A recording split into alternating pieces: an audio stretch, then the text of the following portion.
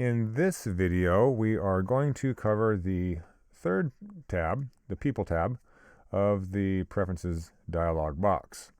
So in another video, you've seen how to print faculty staff barcodes, so I'm not going to cover that here.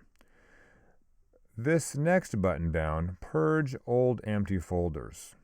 This is not something you necessarily need to do, but it's just a way to clean house. If you click this button, it's going to go through the system and find all of these empty folders from any quarter prior to the one that is set to the current.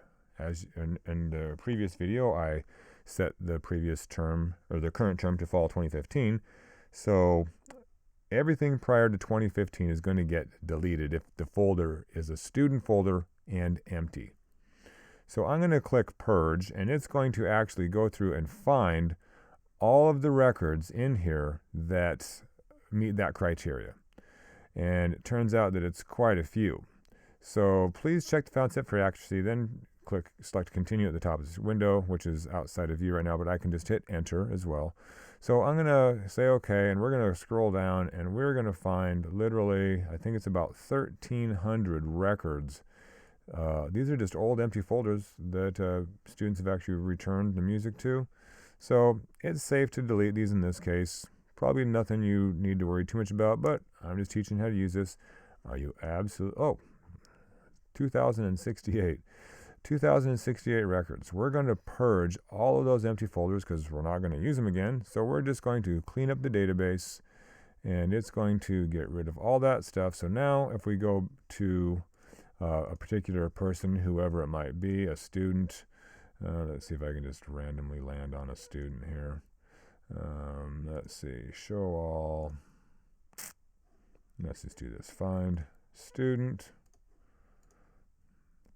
Okay, so if I go to folders, see how I do not see any folders from previous terms?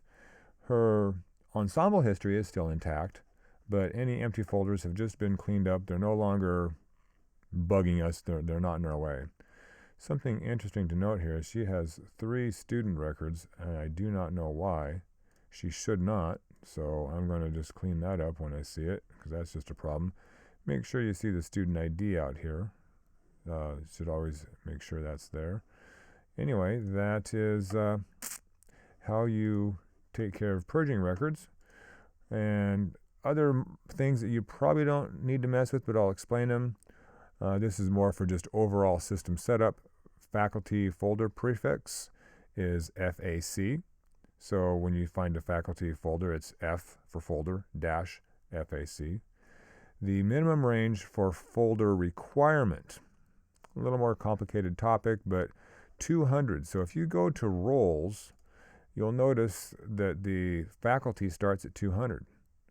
Anything under 200 does not require a special folder.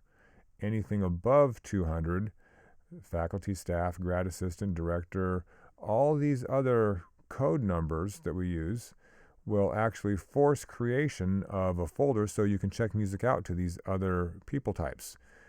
Composers and editors and arrangers and students don't get a folder to check music out.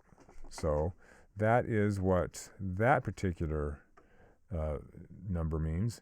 And default ID range for faculty staff, 200. Again, that's what you already see here. You'll see that faculty and staff are in the 200 range, as well as grad assistants, directors. These are in-house people. So that's our faculty staff range. You don't really need to know what that does, but just so you don't mess with it or screw something up, that's what those numbers mean. So that is the People tab of the Preferences dialog box, and thank you for watching.